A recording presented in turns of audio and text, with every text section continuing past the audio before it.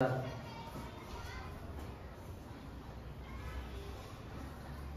आता आपल्याला काय बघायचंय ईपीझेड. काय बघायचंय बोलायचं ईपीझेड. काय बघायचंय ईपीझेड. आता ईपीझेड म्हणजे काय ते आधी एक्सप्लेन करू.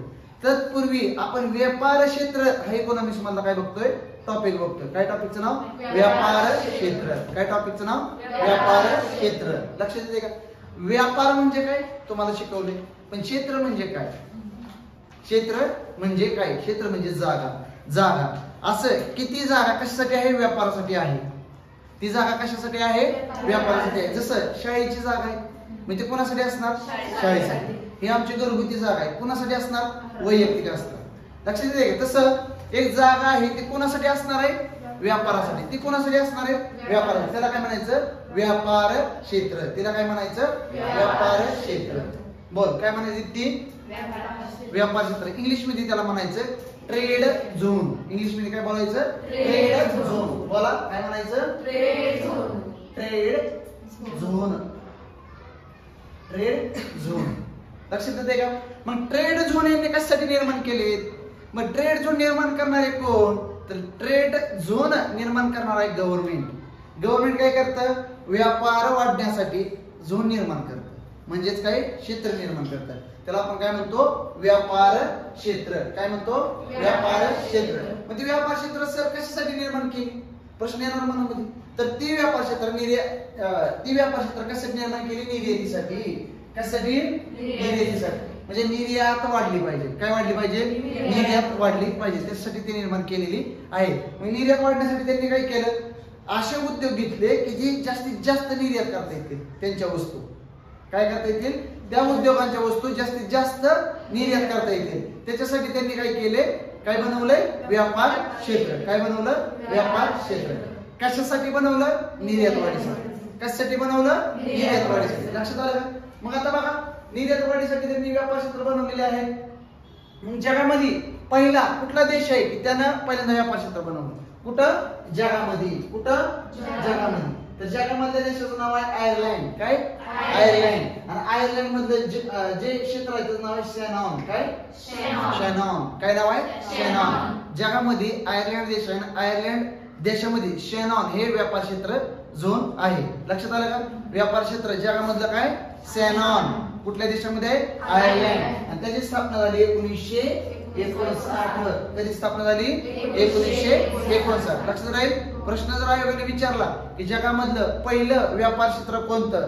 बिंदास्त डोळे दाखवून सांगायचं आयर्लंड मधलं शेनॉन. 1959 ला त्याची स्थापना आहे. जगामधलं पहिले.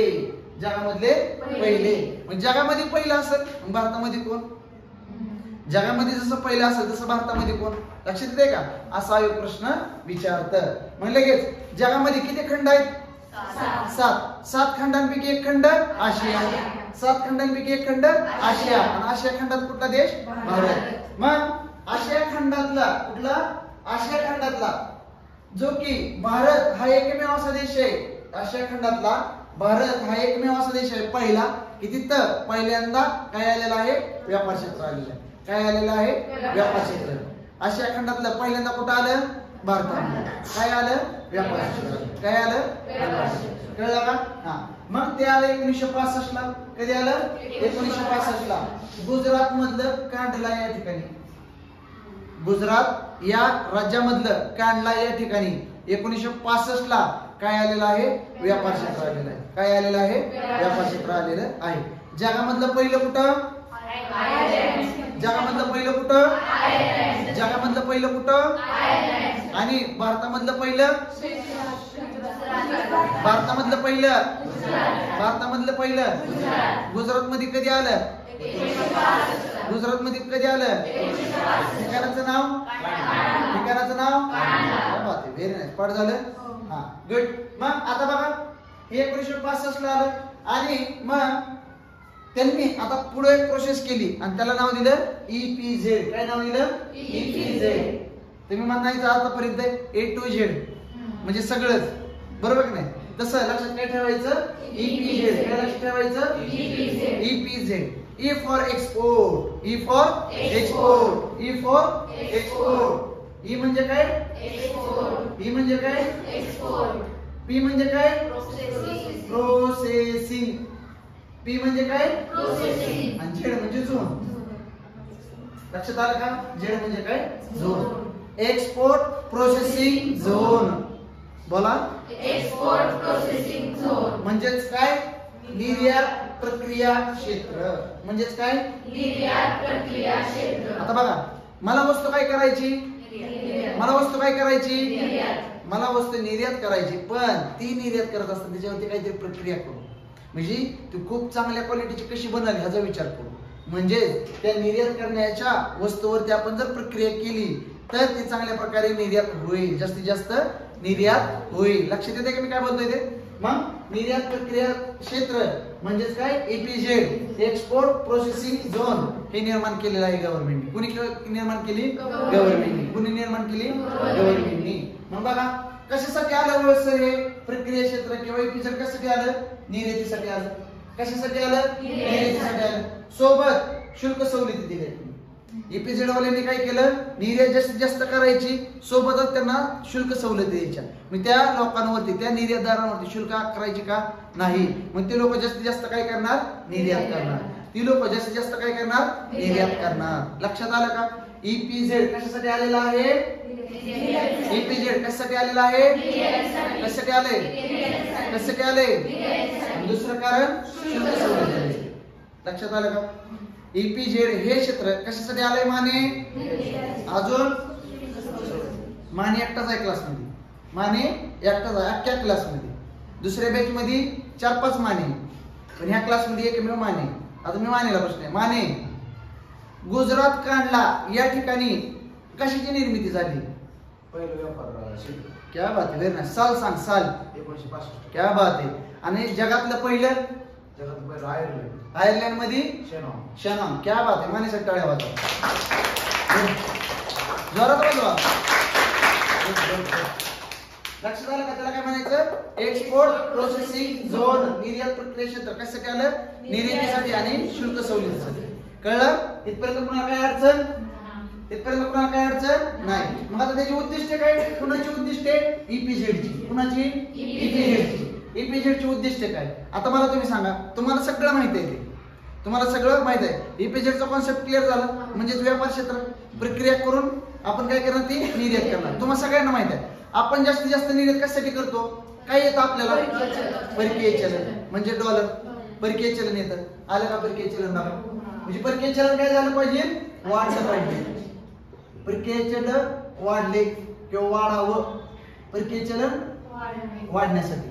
परकीय चलन वाढण्यासाठी. एक उद्दिष्ट कळालं का? EPZ चं उद्दिष्ट कळालं. कशासाठी? परकीय चलन वाढण्यासाठी. दुसरं, निर्यातक्षम उद्योग उभारण्यासाठी. कसले? निर्यातक्षम उद्योग उभारण्यासाठी. निर्यातक्षम म्हणजे काय? तर आपण काय म्हणतो? निर्यातक्षमचा अर्थ मी तुम्हाला सांगतो. कशाचा? निर्यातक्षमचा. ती वस्तू अशा प्रकारे बनली पाहिजे की तिची निर्यातच झाली पाहिजे. म्हणजेच काय? निर्यातक्षम म्हणजे तिची क्षमता असली पाहिजे निर्यातीची. निर्यातक्षम. त्या वस्तू म्हणजे निर्यातीची काय पाहिजे? क्षमता. त्याला काय म्हणायचं? निर्यातक्षम. लक्षात आलं का? मग निर्यातक्षम उद्योग उभा करायचे. EPZ चं उद्दिष्ट. EPZ चं उद्दिष्ट पहिलं काय? परकीय चलन वाढलं पाहिजे. दुसरं, निर्यातक्षम उद्योग उभा राहिले पाहिजे. लक्षात आलं का? कसले उद्योग? निर्यातक्षम उद्योग उभा राहिले पाहिजे.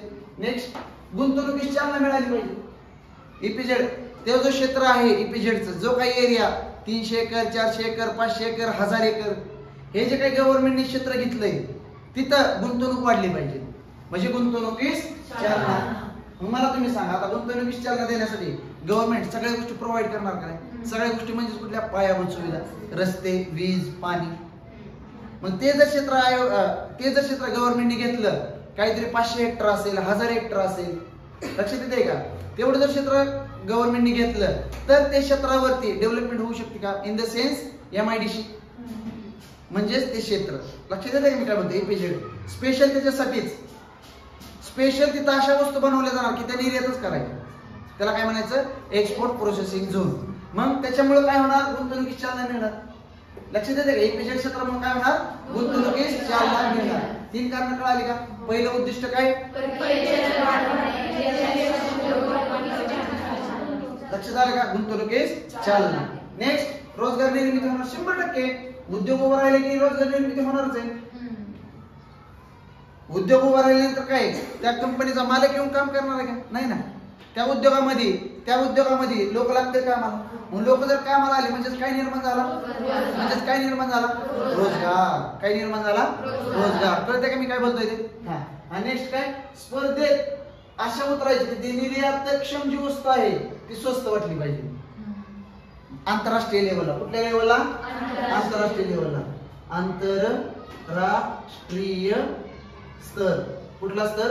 आंतरराष्ट्रीय स्तर. आंतरराष्ट्रीय स्तरावर स्पर्धा निर्माण होणार का? आंतरराष्ट्रीय स्पर्धा निर्यात केली म्हणजे काय? इंटरनॅशनल लेवल झालं. आंतरराष्ट्रीय झालं ना, ती वस्तू जागतिक लेवलला गेली का? म्हणजे आता त्यांच्यामध्ये स्पर्धा निर्माण होणार का? म्हणजे कसं, मी महाराष्ट्रातून कोल्हापूरवरून ड्रेस पाठवला, कापड बघितलं आपण. इचलकरंजीला काय प्रसिद्ध आहे? कापड. टेक्सटाईल म्हणतात त्याला. मग ते पाठवलं आपण इथनं बाहेरच्या देशात, पण त्यांचं पण कापड आहेच ना. बर, दुसऱ्या पण देशाने त्या देशाला कापड पाठवलं असेल म्हणजे आपली स्पर्धा निर्माण झाली का? लक्षात येते का? मग त्या स्पर्धेत टिकण्यासाठी आपण क्वालिटी पण दिली पाहिजे. त्या निर्यातक्षम वस्तूची काय दिली पाहिजे? क्वालिटी. काय दिली पाहिजे? क्वालिटी. प्लस ते स्पर्धेत टिकून पण राहिले पाहिजे. प्लस ते स्वस्त पण वाटलं पाहिजे. असं ते बनवायचं. आणि ते कुठं बनवायचं? EPZ. कुठं बनवायचं? EPZ म्हणजेच एक्सपोर्ट प्रोसेसिंग झोन मध्ये. म्हणजे एक्सपोर्ट प्रोसेसिंग झोन कशासाठी बनलाय? जास्तीत जास्त निर्यातीसाठी. कशासाठी बनलाय? निर्यातीसाठी. क्लिअर झालं का? EPZ एकदम टॉप लेवलला क्लिअर झालं. कुणाला काय अडचण? पूजा सांग. पूजा बघ सांगते काय की सांग. हा सांग. व्यापार क्षेत्र बघितलं आपण, त्याच म्हणते ट्रेड झोन. ते निर्यात वाढवण्यासाठी आहे आणि ते जगात पहिल्यांदा कुठं झालं तर आयर्लंडमध्ये पण शेनवान हे त्यातलं शहर आहे आणि ते 1959 ला झालं. आणि आशिया खंडातलं पहिलं भारतात झालं ते कुठं झालं? गुजरातला कांडला या ठिकाणी झालं 1965 ला. आता जर आपण निर्यात प्रक्रियेचं क्षेत्र बघू म्हणजे EPZचं क्षेत्र बघू तर ते कशासाठी? निर्यातीसाठी. आणि निर्यातीसाठी पण शुल्क सवलत देण्यासाठी येते. मग नंतर आपण त्याची उद्दिष्ट बघितली. EPZची उद्दिष्ट काय? तर परकीय चलन वाढवायचं, निर्देशक उद्योगांना प्रोत्साहन द्यायचं, गुंतवणुकीला चालना द्यायची. उद्योगाला प्रोत्साहन दिल्यामुळे रोजगार निर्मिती होणार आणि आपण आपली स्पर्धा आंतरराष्ट्रीय लेवलला जास्त वाढणार. म्हणजेच आपलं निर्यातक्षम पण जास्त होणार. निर्यातक्षम जास्त झाल्यामुळे वस्तू सगळ्या स्वस्त होणार. स्वस्त द्यायच्या वस्तू का तर आपल्याला स्पर्धेत टिकायचं. काय बात आहे. Very nice. मस्त. टाळ्या होते. Very nice. खूप छान. माने दंडनारायण नक्की. गुड. Very nice. प्रीती समजते का? किशोर काय अडचण? गायत्री जर समजतंय सगळ्यांना? सुहानी नक्की.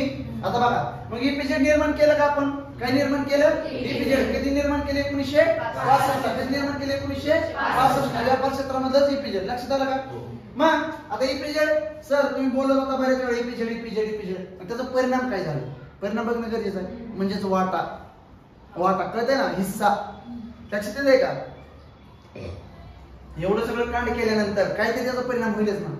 परिणाम झाला म्हणजे त्याचा वाटा. परिणाम बघा काय झाला? निर्यात किती टक्के झाली माहितीये का?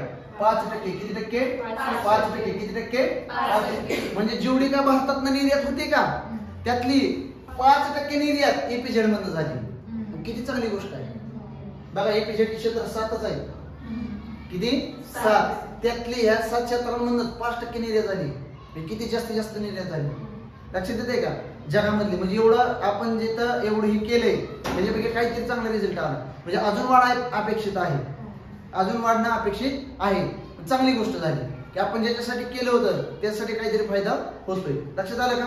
किती टक्के वाटा आहे निर्यातीमध्ये? कोणाचा 5% वाटा आहे? EPZचा. कोणाचा? EPZचा. रोजगार निर्मिती झाली 1%. किती? 1%. म्हणजे जगामध्ये आपल्या भारतामध्ये जेवढे का रोजगार आहेत त्यातले किती टक्के रोजगार निर्मिती झाली? 1%. लक्षात आलं का? सोबत गुंतवणूक किती झाली माहिती आहे का? 0.32%. किती टक्के? 0.32%. किती टक्के? 0.32%. म्हणजे मनावर तसा रिझल्ट वाटतोय का? नाही. कळतंय का मी काय बोलतोय ते? बघा, रोजगार निर्मिती EPZचा वाटा म्हणजेच परिणाम काय झाला? EPZ निर्माण केल्यावर निर्यात झाली 5%. परत रोजगार निर्मिती झाली 1%. गुंतवणूक झाली 0.32%. लक्षात येते मी काय बोलतोय ते? मग हे EPZचं काय झालं माहितीये का? 2000 साली. कधी साली? 2000 साली. सेज आलं. काय आलं? Says. Special economic zone. Says धोरण आलं. कधी आलं? 2000 साली. कुठलं धोरण आलं? सेज धोरण आलं. आणि 2000 साली सेज धोरण आलं आणि त्यांनी सांगितले की जे एवढे काही ईपीझेड आहेत, जेवढे का ईपीझेड आहेत ते सगळे कन्वर्ट कशामध्ये करायचे? सेज मध्ये करायचे. कशामध्ये करायचे? सेज मध्ये करायचे. मग बघा 2003 पर्यंत काय झालं? 2003 पर्यंत जेवढे काही ईपीझेड होते त्याचं रूपांतरण रूपांतरण कशामध्ये झालं? सेज मध्ये झालं. कशाचं? ईपीझेड. सेज धोरण कधी आलं? 2000 साली. सेज धोरण आलं 2000 साली. 2000 साली सेज धोरण आलं म्हणजे स्पेशल इकॉनॉमिक झोन आलं आणि जेवढे काही ईपीझेड होते ते 2003 पर्यंत सगळे कशात कन्वर्ट केले? सेज मध्ये कन्वर्ट केले. कशामध्ये कन्वर्ट केले? सेज मध्ये कन्वर्ट केलेले आहे. काय राहिले काय?